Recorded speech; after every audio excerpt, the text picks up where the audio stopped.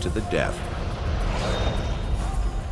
And China comes from a samurai tradition, so they all wanted to serve the country and something like that. It is impossible for young people now to understand the way of thinking of the time. You have to have experienced the war in order to understand. We were educated through militarism from the primary school level. We were prepared for this at any moment. But as the war progressed, the nightmare possibility of defeat suddenly became a reality. America was destroying their navy and approaching ever closer to their homeland. Along with their drive to perfect the bomb, the search for effective weapons took on a feverish intensity and an extraordinary level of ingenuity. One of their ideas was a missile known as the Oka. Made of cheap materials, plywood and aluminum, it could be launched from aircraft or from rails, as at this coastal site. This missile was primarily a glider, and the catch was it required human guidance. Pilots who would never return. Japanese engineer said that the Japanese have given this missile eyes, only the type of eyes the Japanese could give to this sort of weapon, meaning a human being. These were used with varying degrees of efficacy. They did manage to sink a few American naval ships with them. Big guns, little guns, all guns went to work. Although Oka was a dismal failure, eerily suicide pilots were not. Known as kamikazes, they would become a strength in the Japanese war effort. Some kamikazes got through and heavy damage was done to American warships. Kamikaze pilots were so fierce that they struck terror in the hearts of American sailors. The desperation to hold off the Allies made its way into the classroom. Thousands of balloons manufactured by Japanese school children were loaded with incendiary bombs and anti-personnel devices and launched into the Pacific jet stream, which took them straight across to North America. Although they were easy targets for U.S. fighter pilots, about 500 made it to the mainland, causing numerous forest fires and several deaths. The only fatalities inflicted on the United States mainland in the entire war. And the material used for these balloons? Paper. Japan was far more sophisticated and potentially deadly under the sea. The E-400 class was the largest submarine built of the Second World War. The E-400 class was close to 6,000 tons displacement submerged. This was 3 times the size of the biggest U.S. vessel, large enough to house 3 aircraft. It was nothing less than an underwater aircraft carrier. They designed a special aircraft that would be capable of folding its wings in sort of a bug-like fashion while it was inside the submarine hangar. And then they would be brought out on the deck when the submarine is surfaced. The wings would be opened up, a large bomb would be attached, and the aircraft would be launched with a catapult. The aim was to destroy the locks of the Panama Canal, denying America's Atlantic Fleet direct access to the Pacific Ocean and to Japan. The submarine would perhaps be 100 miles or so off of Panama, and the aircraft would go directly to the canal and drop a dive bombing type of explosive into the locks. And of course the locks are very complex, very large. You have to carry a sizable bomb, at a minimum of 500 pounds. But as the military outlook for Japan worsened, work on the nuclear research program intensified. It was clear that the atom bomb was the only weapon that could save Japan. There was still a long way to go, but the Japanese team was catching up. At the Riken laboratories in Tokyo, the Japanese atomic bomb project had reached a critical stage.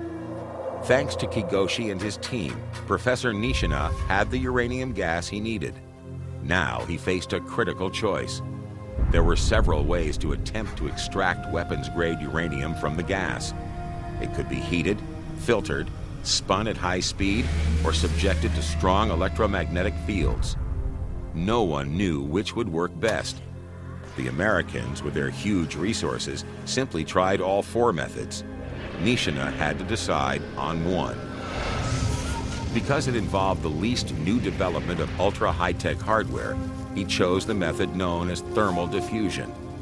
Very high temperatures would drive some of the active isotope out through a different channel. The Imperial Army officer overseeing the project, Tatsusaburo Suzuki, monitored progress. For one method, thermal diffusion, we had built installations. We had built a separator, and we conducted experiments with nuclear fission on the basis of uranium hexafluoride. We had got as far as that. Uranium was the next problem. America had plenty of local supplies for its bomb project. Japan had next to nothing. I was given an assignment to find uranium resources. Since we desperately needed uranium ore, we searched for it around Korea, Manchuria, and Malaysia. Though we did not find actual uranium ore, we found a mineral which contained a good volume of uranium, better than any other minerals in Korea. Japan's wartime alliance with Germany was uneasy at the best of times. The Germans had stocks of uranium, but would they agree to share it with Japan? Professor Nishina had sent a telegram to Germany asking them to send some uranium over. At the time, I was the one answering the queries regarding what it was going to be used for. So I filed the request telling them that we needed to use it as a catalyst. Kigoshi's little lie did not fool the Germans, but Hitler's Third Reich was on the verge of collapse. Well aware of what uranium was useful for, they agreed to send some. Getting it to Japan, however, was another matter.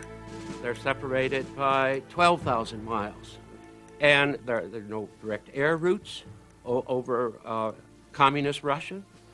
And so the only way the Germans and the Japanese could communicate in a physical way was by submarines that weren't designed as cargo carriers. And yet, that's the only conduit they had open. In March 1945, a German U-boat set out from the port of Kiel. Its manifest showed that it was carrying 1,000 pounds of uranium oxide, enough, after processing, for probably 2 atomic bombs. While America knew that Germany had a nuclear program, they had dismissed the idea that Japanese scientists could be doing anything significant. The Americans, who had long since cracked Japan's naval ciphers, were in for a shock. We knew everything they carried because we always had the manifests, because we read the codes and ciphers. And we knew that it was carrying nuclear material. Nishina's Riken processor was working. The uranium was on its way. The Japanese could see success within their grasp. Then, disaster struck. In March and April 1945, the U.S. launched a series of devastating firebomb attacks on the Japanese mainland. The bombs, dropped from hundreds of B-29 bombers, created firestorms that swept through Japanese cities with a destructive force exceeding even that of the eventual atom bombs.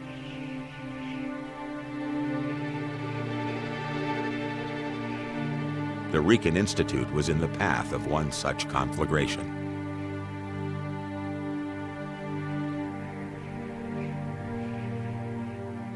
これです、ここです。じゃあこの辺りをご覧になると懐かしいというか。懐かしいというのはこれのともあと掘ったて小屋作った。これが Oh, this is a picture just after the air raid. This is the place exactly where the thermal diffusion cylinder was.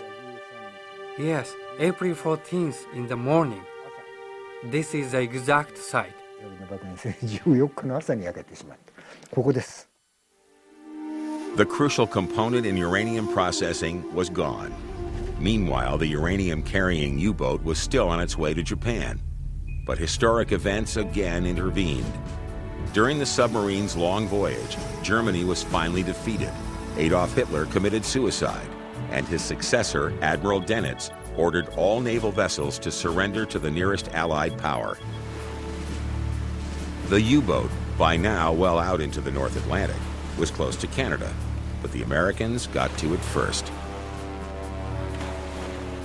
In fact, there is some suggestion that the Americans deliberately jammed the Canadian radio broadcasts out to the U-234 when it ran up a black flag and it was to surrender, so that the Americans would have this particular submarine. The United States wanted to make certain that the U-234 surrendered to American forces and not to Canadian forces. The submarine was seized along with its uranium and escorted to Portsmouth, New Hampshire. 2 months later, the Manhattan Project completed its first atomic bomb, but the Japanese venture seemed doomed.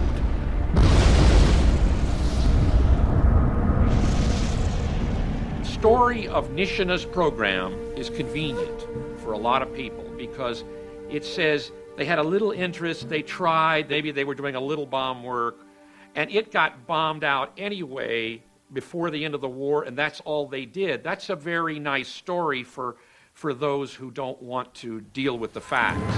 And the facts are that the Japanese had not invested all their nuclear effort in the Tokyo project. There was a second secret bomb program controlled by the Navy, but not on the Japanese mainland.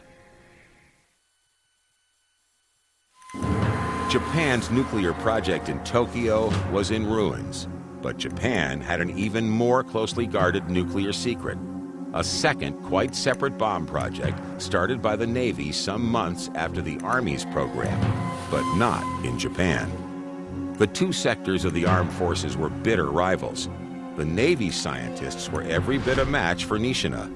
They included a future Nobel Prize winner, Hideki Yukawa. I believe that the real story is beyond Nishina. It is involved in the Navy program, which spent more money on it, which was more desperate, and which is more secretive.